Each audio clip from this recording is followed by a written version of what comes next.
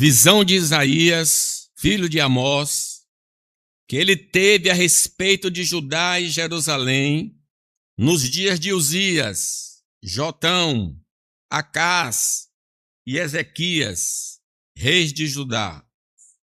Ouvi, ó céus, e dá ouvidos, ó terra, porque o Senhor é quem fala. Criei filhos e os engrandeci, mas eles estão revoltados contra mim. O boi conhece o seu possuidor, e o jumento o dono da sua manjedoura. Mas Israel não tem conhecimento, o meu povo não entende. Ai desta nação pecaminosa, povo carregado de iniquidade, raça de malignos, filhos corruptores. Abandonaram o Senhor, blasfemaram do Santo de Israel, voltaram para trás. Porque a vez de ainda ser feridos, visto que continuais em rebeldia, toda a cabeça está doente e todo o coração enfermo. Desde a planta do pé até a cabeça não há nele coisa sã, senão feridas, contusões e chagas inflamadas, umas e outras não exprimidas, nem atadas, nem amolecidas com óleo.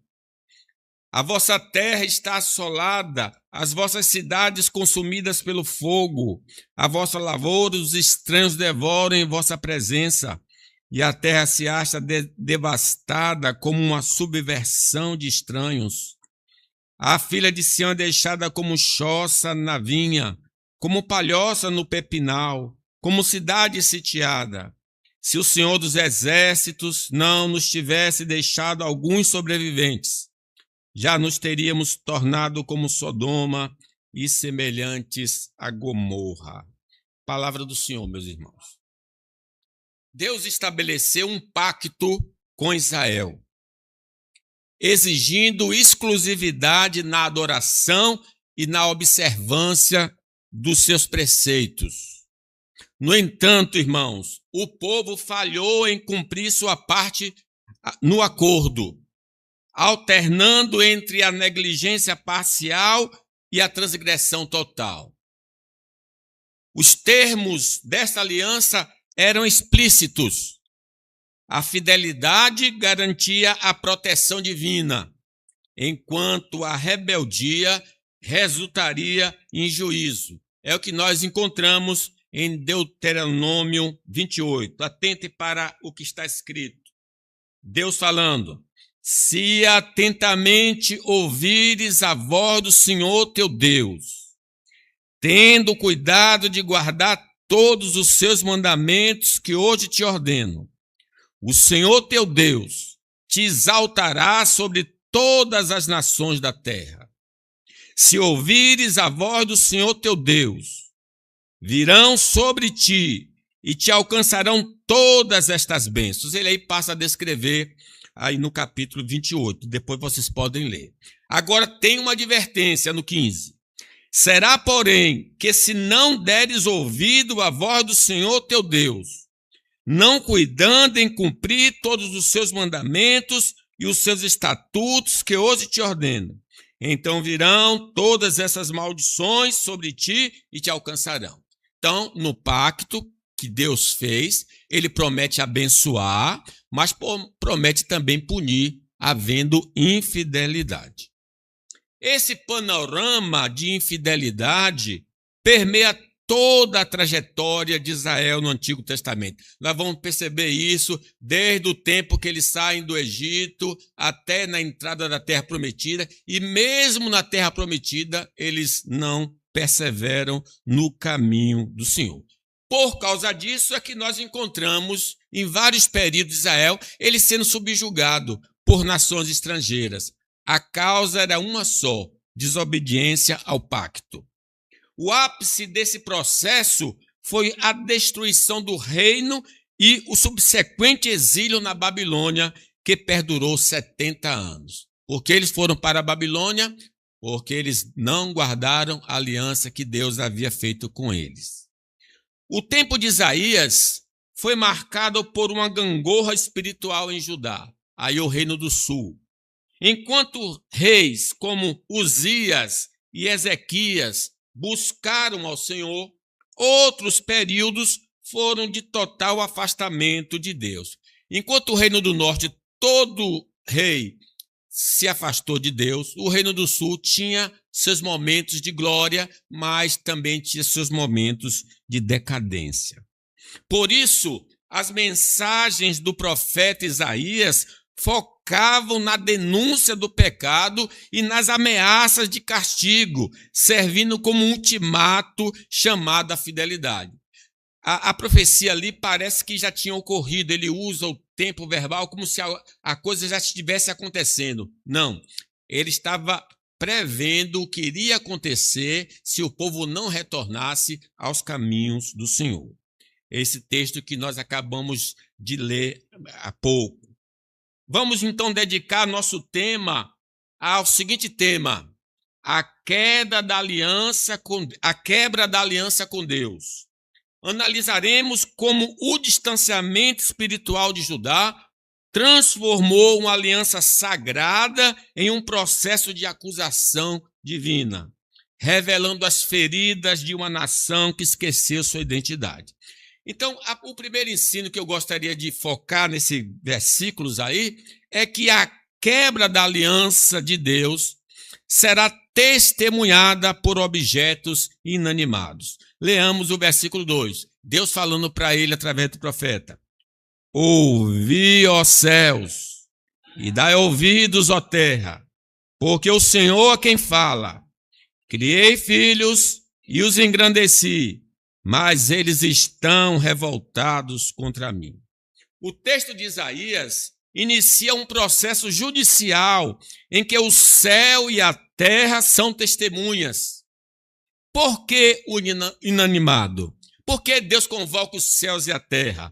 Porque enquanto as estrelas e o solo cumprem o propósito que Deus determinou, o ser humano, a imagem de Deus, quebrou a sua aliança. Adão e Eva comeram do fruto proibido. A acusação é dolorosa. Deus não nos trata apenas como servos, súditos, mas como filhos. Engrandeci filhos, e eles se rebelaram contra mim. Apesar de sermos filhos, de serem engrandecidos, nós, em Adão, escolhemos nos rebelar, Israel também. No momento da fundação da nação, irmãos, vamos voltar bem para trás, quando eles estão ali no deserto, Deus apresentou as cláusulas de sua aliança perante o tribunal da criação. Deus invocou a criação como testemunha da aliança que ele estava fazendo com o seu povo. Aí em Deuteronômio, olha o que diz: os céus e a terra tomam hoje por testemunhas contra ti, que te propus a vida e a morte, a bênção e a maldição. Aí deu o desejo de Deus: escolhe, pois, a vida para que vivas, tu e a tua descendência. Como? Amando o Senhor teu Deus, dando ouvidos à sua voz, apegando-te a ele, pois disto depende a tua vida e a tua longevidade, para que habites na terra que o Senhor, sob juramento, prometeu dar a teus pais, Abraão, Isaque e Jacó. Ele invoca o cosmo para registrar sua oferta. Te propus a vida e a morte, a bênção e a maldição. O apelo era emocional e vital. Escolhe a vida. Séculos depois, o texto de Isaías mostra que as mesmas testemunhas que presenciaram a promessa agora são chamadas a atestar a quebra do juramento. É como se Deus estivesse puxando o arquivo de um contrato assinado séculos antes. Lembra quando a gente vai fazer registrar a certidão de casamento, precisa de 2 testemunhas? Essas mesmas testemunhas aparecem, olha aí, o cara não está cumprindo, está traindo a esposa, está traindo o marido. Deus chama os céus e a terra. Deus, irmãos, cumpriu rigorosamente sua parte no pacto. Estabeleceu Israel na terra prometida, subjugou seus adversários e prosperou a nação até torná-la fluente e numerosa. Esse ápice da nação foi no período de Davi, que subjugou os povos, se tornou uma grande nação. Como afirma Isaías, ele criou e engrandeceu seus filhos.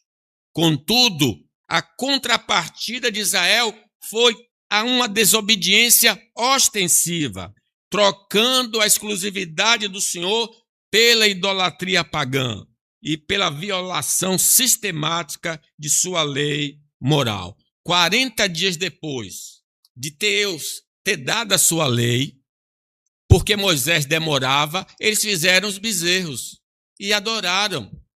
Quebraram ali no monte Sinai, a lei que Deus tinha dado. Enquanto Deus agiu como um pai investidor, que preparou o terreno, protegeu a casa e promoveu o sustento, o povo agiu como um herdeiro que despreza a própria origem. O que diz Isaías 1, 2, ouvi, ó céus, e dá ouvidos, ó terra, porque o Senhor é quem fala. Criei filhos e os engrandeci, mas eles estão revoltados contra mim. A marca de um filho rebelde é a resistência em se submeter à vontade de Deus expressa nas Escrituras. Não aceita o que Deus falou, o que Deus registrou. Nele, o desejo pela adoração genuína desaparece e a reverência no culto público dá lugar ao descaso. Mais à frente, não é o nosso momento de comentar isso, mas ele disse, eu estou cansado das orações, estou cansado das ofertas, por favor, feche essa igreja, eu não quero mais esse culto porque vocês não me adoram verdadeiramente.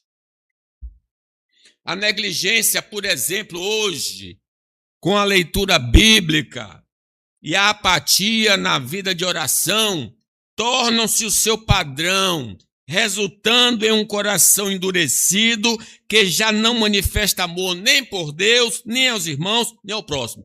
Toda pessoa que está quebrando o pacto com Deus se afasta da vida devocional. Não tem prazer em orar, em ler, em cultuar. Quando o coração se fecha em revolta, a vida cristã deixa de ser um relacionamento de amor e passa a ser, no máximo, um conjunto de rituais vazios ou, no pior dos casos, um desprezo total pelo sagrado. Muitos continuavam indo à igreja, não tinham dificuldade de ir na igreja, apresentar dízimo, oferta, mas tudo aquilo ali não era de coração. E outros nem vão lá, nem se preocupavam em se aproximar. Será, irmãos, que esta tem sido a nossa marca?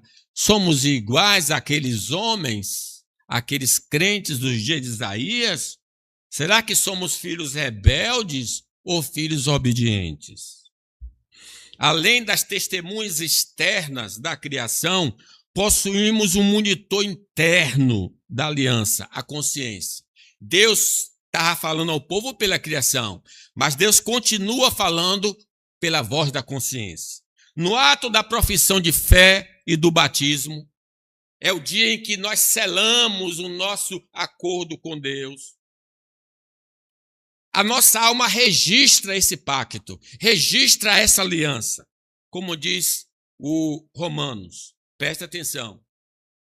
Quando, pois, os gentios que não têm lei, a lei escrita, procedem por natureza de conformidade com a lei, não tendo a lei escrita, servem eles de lei para si mesmo.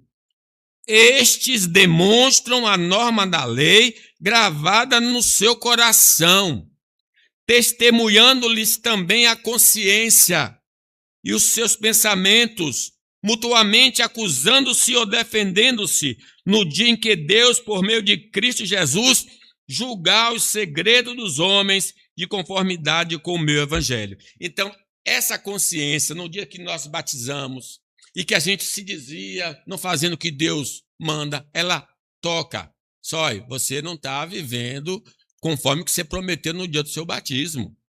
A lei de Deus, irmãos, está gravada em nosso coração. E a consciência atua como um promotor ou defensor interno. Se nossa consciência não estiver cauterizada pelo pecado, ela soará um alarme espiritual sempre que nossos passos se desviarem da confissão que outrora fizemos. Todo crente sabe quando tem sensibilidade. Até no pensamento, quando nós pecamos, dói no nosso interior. É por isso que algumas vezes a gente não quer vir na igreja, porque sabe que fez alguma coisa errada e isso incomoda o nosso coração. A gente tenta se esconder de Deus como nossos pais. Enquanto o texto de Isaías foca em testemunhas externas, o cosmos, céus e terra, o apóstolo Paulo em Romanos nos aponta para a testemunha interna, o tribunal da alma. Se desprezamos a voz interior moldada pela palavra, permitimos que a tríade da apostasia, o maligno, a natureza caída, o sistema do mundo se estabeleça em nossa consciência. Quando eu não respeito a consciência, o diabo se aproveita. Diz, não des lugar ao diabo. Carne e o mundo e o diabo começam a se apossar da nossa consciência. Esse domínio cria uma barreira espiritual que cauteriza a mente e impede que a luz de Deus penetre em nosso ser, mergulhando-nos em uma cegueira espiritual voluntária. Preste atenção como é importante a consciência. 1 Timóteo 1,19. Leiam comigo, é pequeno versículo. Mantendo fé e boa consciência, porquanto alguns, tendo rejeitado a boa consciência, vieram a naufragar na fé. Enquanto a consciência é uma testemunha interna e a criação, a testemunha externa, a igreja local funciona como espelho da aliança, em que a palavra é proclamada e vivida. Toda a comunidade evangélica que preserva a fidelidade doutrinária e moral constitui um canal vital para aferirmos nossa lealdade ao Senhor. Não importa uma comunidade que a gente possa visitar, se ali prega verdadeiramente o evangelho, sempre seremos confrontados. Se estamos louvando a Deus, se estamos desagradando ao Senhor. No ambiente congregacional, as verdades fundamentais da aliança são constantemente proclamadas, oferecendo-nos um padrão necessário para avaliar a fé e nossa conduta. É por isso que a gente, às vezes, se incomoda quando vem na igreja. O pastor não sabe nada, o pregador não sabe de nada, e a palavra fica assim, poxa, quem foi que contou para ele? Não contou, Deus sabe. E Deus fala através da sua palavra. Mais do que ensino, essas comunidades nos cercam de referências vivas. Irmãos cuja fé vibrante serve tanto para aquecer nosso espírito, quanto para nos despertar para uma consagração. O que diz Paulo a Timóteo? Vamos ler? Escrevo-te estas coisas, esperando em breve, para que, se eu tardar, fique ciente de como se deve proceder, que é a igreja do Deus vivo, coluna e baluarte. Todo ajuntamento é a casa do Deus vivo, coluna e baluarte da verdade.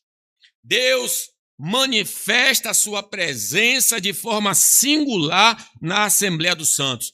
Onde houver 2 ou 3 reunidos no meu nome, ali estarei. O homem de branco passeia no meio da igreja, por meio do Espírito Santo e da eficácia da sua palavra. Ele exerce o ministério de exortar, de consolar e instruir. Essa ação divina inclui a repreensão necessária, servindo como um ato de misericórdia para que o crente seja disciplinado no presente e não venha a perecer com o sistema deste mundo. Até a disciplina de Deus é boa, porque é para nos salvar e não para que a gente se perca. Apocalipse diz: ao anjo da igreja em Éfeso, escreve. Jesus falando: estas coisas diz aquele que conserva na mão direita as 7 estrelas e que anda no meio dos 7 candeeiros de ouro. Os candeeiros representam a igreja. Jesus disse: eu ando no meio da igreja presbiteriana da Boca do Rio. Ele anda. Portanto, negligenciar a Assembleia dos Santos é abdicar voluntariamente do processo de santificação. Ao desprezarmos o ajuntamento, fechamos as portas para a instrução divina e rejeitamos a correção do Senhor da igreja, tornando-nos vulneráveis ao endurecimento da consciência e ao declínio espiritual. Sim, os desigrejados estão errados, porque é na igreja que Deus se manifesta de uma maneira especial e poderosa. Deixar a igreja é algo gravíssimo, é perder-se essa referência maravilhosa para a nossa vida. A Bíblia Sagrada, irmãos, como revelação escrita de Deus, é o padrão absoluto para aferirmos a autenticidade da nossa caminhada cristã. Consciência, a igreja, a palavra. Ela, a palavra, atua como uma bula divina, aprovando ou reprovando nossas crenças e condutas com autoridade soberana. Veja o que diz Hebreus, se referindo à palavra. Porque a palavra de Deus é viva e eficaz. É mais cortante do que qualquer espada de 2 gumes. E penetra até o ponto de dividir alma e espírito, juntas e medulas, e é apta para discernir os pensamentos e propósitos do coração. E não há criatura que não seja manifesta na sua presença. Pelo contrário, todas as coisas estão descobertas e patentes aos olhos daquele a quem temos de prestar contas.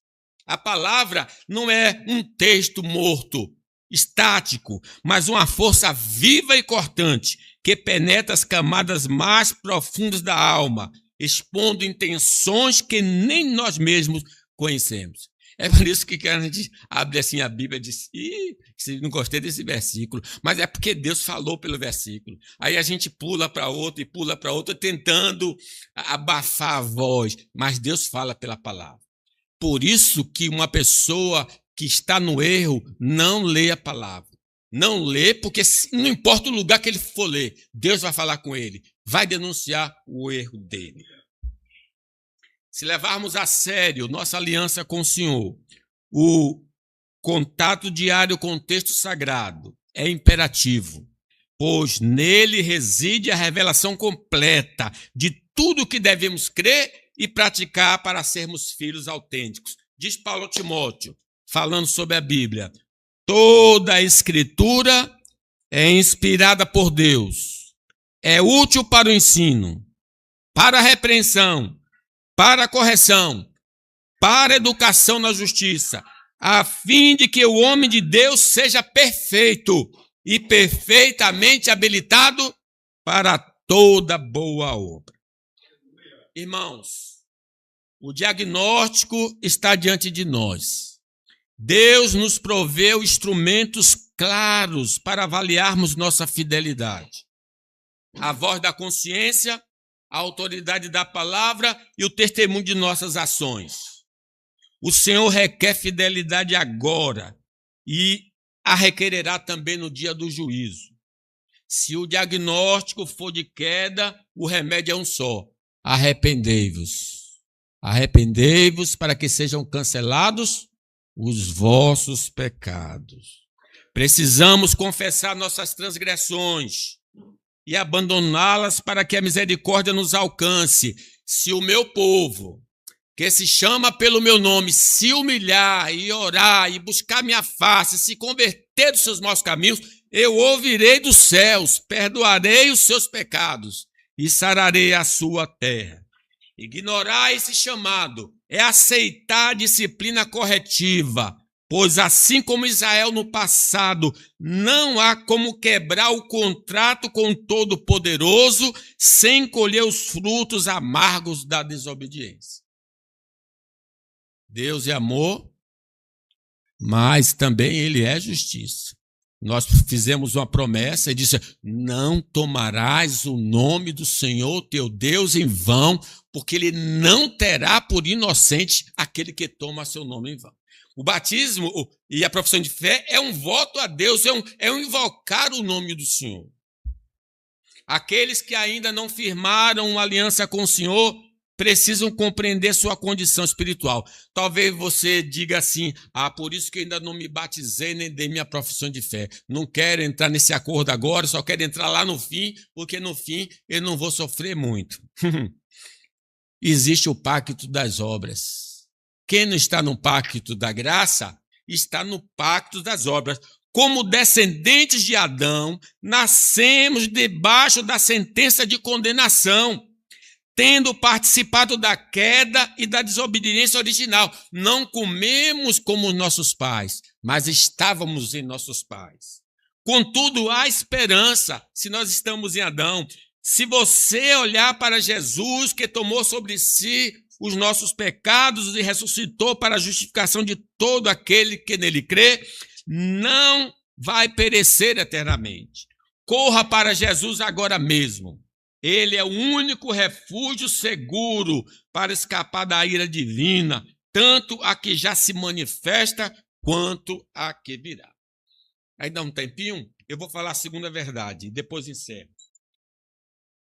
A quebra da aliança com Deus é demonstração de ingratidão. Leia o versículo.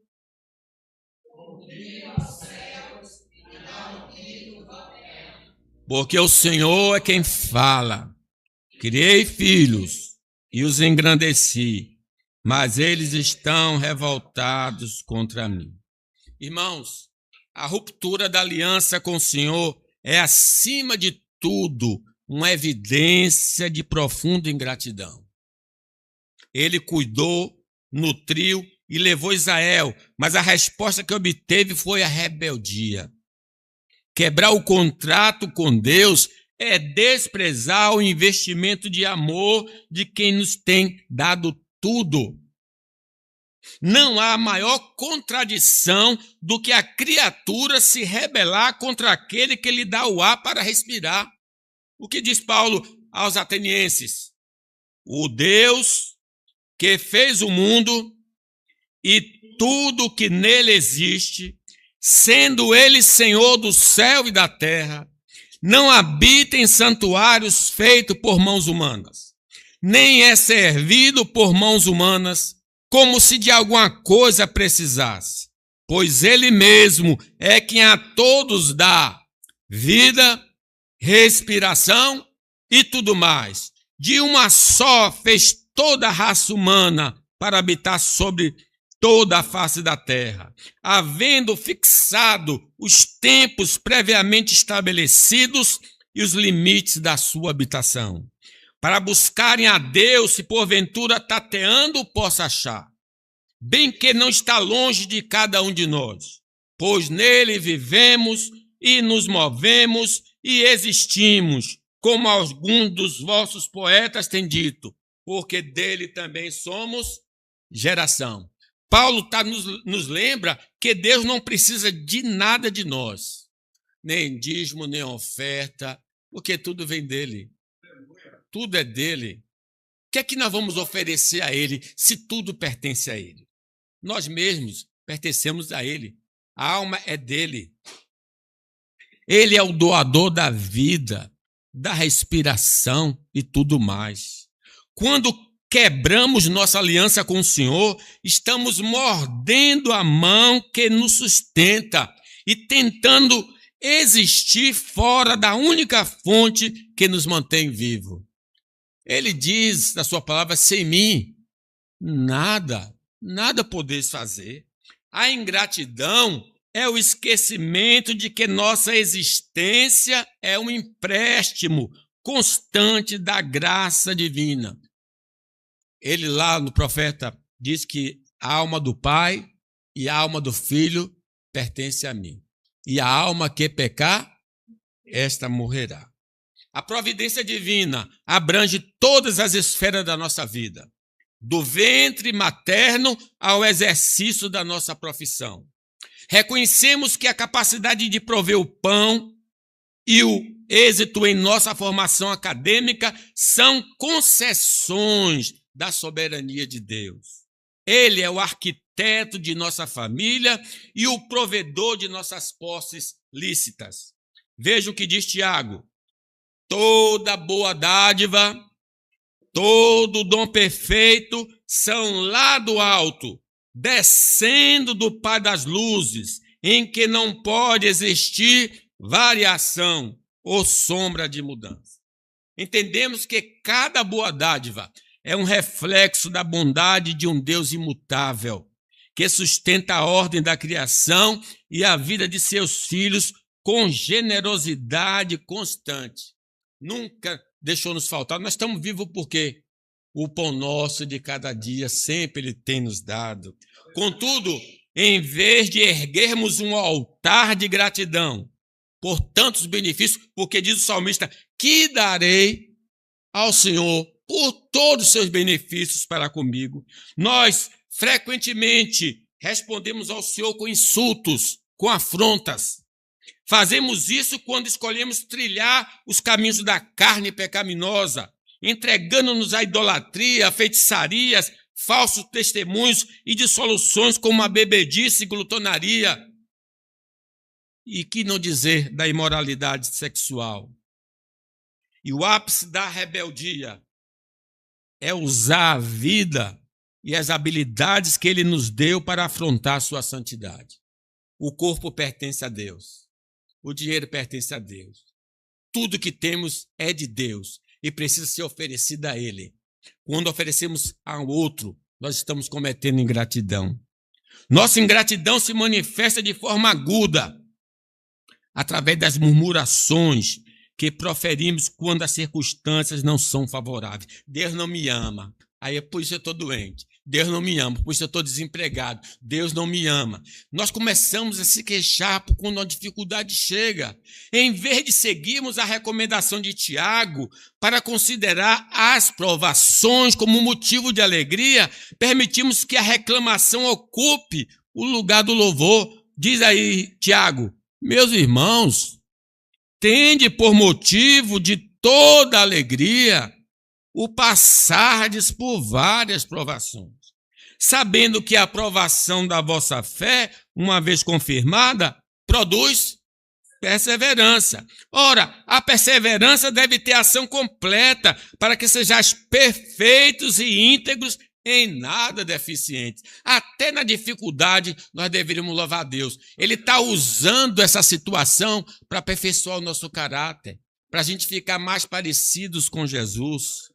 Tiago nos ensina que a aprovação não é um erro de Deus, mas um processo para produzir perseverança e maturidade. Quando murmuramos, revelamos que não confiamos em Deus da nossa provisão e desprezamos o trabalho de aperfeiçoamento que Ele está realizando em nós. De que se queixa? Por que está se queixando? Deus não sabe trabalhar? Ele sabe trabalhar. Devemos compreender, irmãos, que as adversidades inerentes à existência são frutos diretos da queda humana. Sim, quando estiver sofrendo, lembre, de que se queixa o homem? Queixe cada um dos seus próprios pecados. Se o Senhor não operasse continuamente em nosso favor, a vida se tornaria insuportável. Porque no mundo de pecado a gente consegue ser alegre, porque Deus traz refrigério. Ele é o pastor que nos guia às águas tranquilas.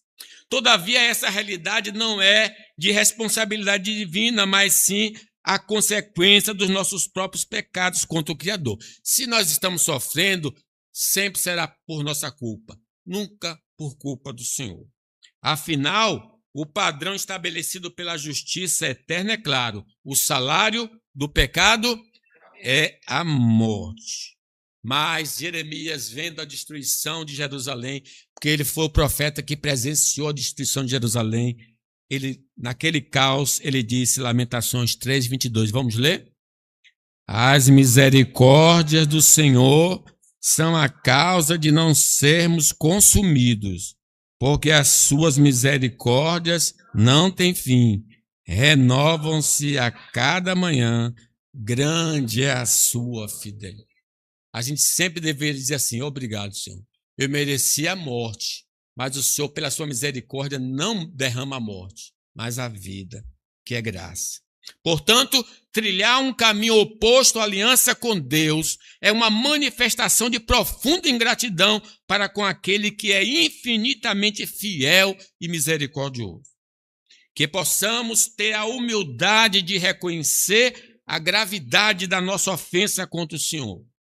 Caso estejamos em desobediência, precisamos buscar o caminho do arrependimento antes que o nosso coração se endureça. O cuidado de Deus, irmãos, transcende o sustento material e o bem-estar terreno. Em sua infinita graça, o Pai nos abençoou com toda sorte de bênção espiritual nas regiões celestiais. Então eu falei até aqui do comer, do beber, do vestir, sobreviver, da família. Isso a gente recebe, mas ele deu algo muito precioso, as bênçãos espirituais. Fomos escolhidos em Cristo antes da fundação do mundo, não por mérito ou virtudes humanas, mas segundo o soberano beneplácito da sua vontade. Compreender que em meio a uma população global de 8 bilhões de pessoas, o Senhor nos elegeu por sua graça para portarmos uma nova identidade, deveria ser o maior incentivo para honrarmos ao Senhor. São 8 bilhões. Por que ele vai olhar para nós? Tanta gente importante no mundo, tanta gente rica, tanta gente bela, e ele escolheu a nós para estarmos na sua presença. É algo glorioso. Essa consciência de sermos o seu povo eleito nos constrange a viver no tempo presente uma vida que glorifique aquele que nos amou primeiro. Embora, irmãos, a eleição divina fosse uma realidade tanto para Israel, porque Israel também foi escolhido, quanto para nós, o povo escolheu o caminho do adultério espiritual. Mesmo sabendo que Deus havia escolhido eles, eles não quero saber que o Senhor me escolheu, não. Eu vou para Baal, eu vou para Astarote, eu vou adorar os outros deuses. Eles buscaram em divindades pagãs as bênçãos que já tinham em suas mãos por meio da bondade do Senhor. Essa atitude revela o perigo de não reconhecermos o cuidado de Deus em nossas vidas, o que nos leva a buscar fora dele uma satisfação que só se encontra na sua aliança. Porque Oséias, o casamento de Oséias, é um simbolismo da infidelidade de Israel para com Deus. Diz Oséias, vamos ler? Ela, pois, não soube que eu é que lhe dei o trigo e o vinho e o óleo, e lhe multipliquei a prata e o ouro que eles usaram para Baal. Então as pessoas estão correndo atrás dos homens e não de Deus, que dá tudo.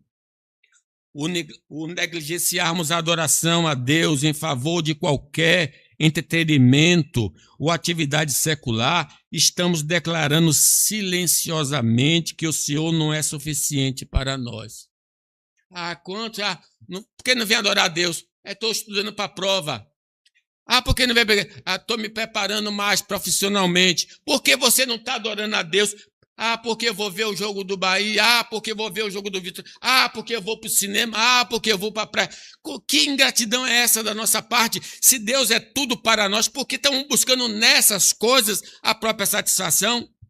Quando priorizamos uma partida de futebol, uma sessão de cinema, festa ou até mesmo empenho acadêmico e profissional acima da nossa comunhão, revelamos que o nosso prazer e segurança estão depositados nestas coisas e não no Criador que nos concedeu todas elas.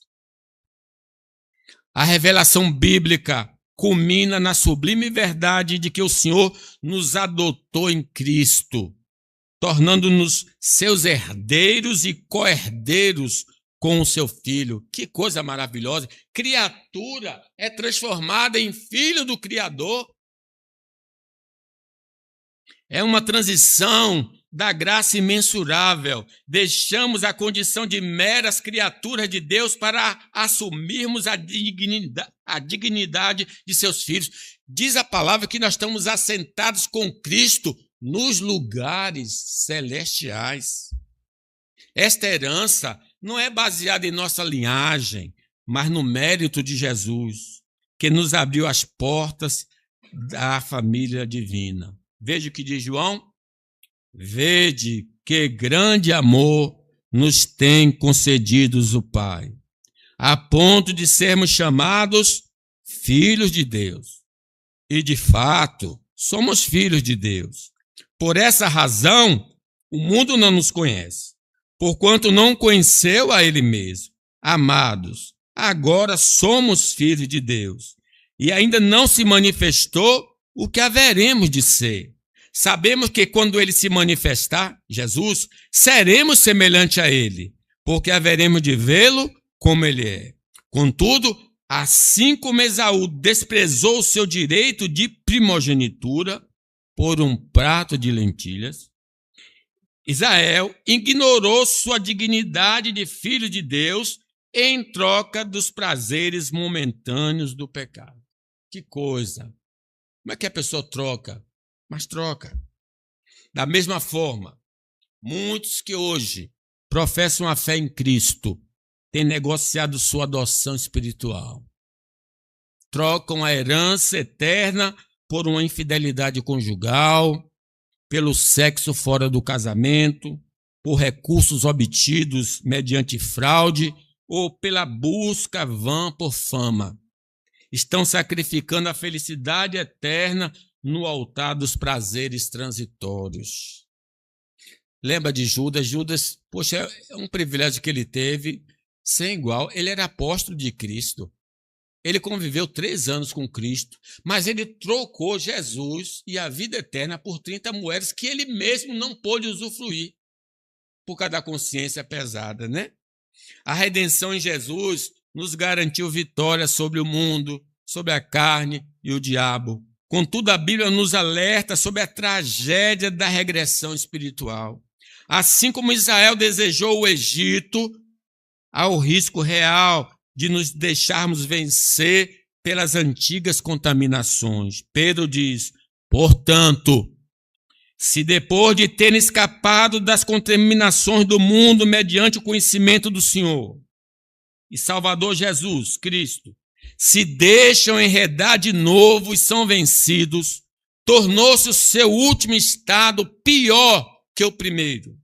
Pois melhor lhes fora nunca tivesse conhecido o caminho da justiça, do que após conhecê-lo volverem para trás, apartando-se do santo mandamento que lhe fora dado. Com eles aconteceu que diz certo adágio verdadeiro: o cão voltou ao seu próprio vômito, e a porca lavada voltou a revolver-se no lamaçal. Misericórdia. Voltar atrás, após conhecer o caminho da justiça, torna a condenação ainda mais grave. Jesus fala, ai de ti, Corazim, ai de ti, Betsaida, porque se os milagres que foram feitos em ti fossem feitos em Sodoma, ela teria permanecido até o dia de hoje. A linguagem de Pedro é crua e direta. O retorno ao pecado é uma involução espiritual repugnante, comparado ao animal que volta à sua própria imundície, revelando um coração que nunca valorizou verdadeiramente a libertação recebida. Não podemos ignorar este fato. Deus abriu nossos olhos para as riquezas espirituais em Cristo. assim como Israel, por meio dos espias, contemplou a preciosidade da terra. Contudo, a exemplo deles, muitas vezes preferimos a falsa segurança da escravidão à liberdade da obediência. Somos, de fato, muito semelhantes. Trocamos facilmente as promessas eternas pela estabilidade terrena. Não foi o jovem rico que queria a vida eterna? E Jesus disse, vou lhe dar, vende tudo, dá aos pobres, segue-me. Ele voltou, porque ele preferiu as propriedades do que a vida eterna. Que possamos reconhecer quão profunda é a nossa ingratidão ao desprezarmos o banquete celestial em troca das migalhas deste mundo. Diz João, não ameis o mundo, nem as coisas que há no mundo. Se alguém amar o mundo, o amor do Pai não está nele. Porque tudo o que há no mundo, a concupiscência da carne, a concupiscência dos olhos e a soberba da vida, não procede do Pai, mas procede do mundo. Ora, o mundo passa, bem como a sua concupiscência. Aquele, porém, que faz a vontade de Deus, permanece eternamente. Apesar de nossa inclinação para a ingratidão, Deus deu uma segurança, nos deu uma segurança inabalável. Diz Efésios, em que também vós, depois que ouviste a palavra da verdade, o evangelho da vossa salvação, tendo nele também crido, foste selado com o Santo Espírito da promessa, o qual é o penhor da nossa herança até o resgate da sua propriedade em louvor da sua glória. Ele nos batizou com o Espírito Santo. Quando cremos em Jesus, fomos marcados pelo Espírito Santo. Este selo identifica que Ele é o nosso dono. E o penhor funciona como um adiantamento da glória que nos espera. Isso significa que, embora o caminho seja difícil, nesse mundo tereis aflições, o Espírito Santo habita em nós como um depósito que garante que Deus completará sua obra e nos levará à posse eterna da nossa herança. Sim, maior é o que está em nós do que o que está no mundo. Devemos temer ao olhar para a história de Israel.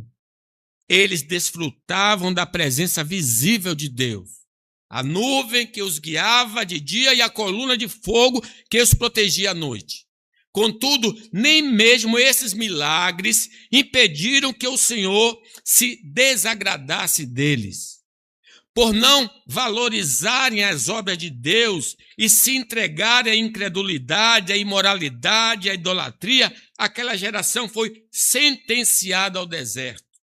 Eles viram a glória, mas não honraram o Senhor da glória, e seus corpos caíram antes de alcançarem a promessa. O Senhor tem derramado sobre nós, irmãos, tanto dádivas comuns, sustento, a vida e as habilidades, quanto dádivas especiais, a eleição, a adoção, o selo do Espírito Santo.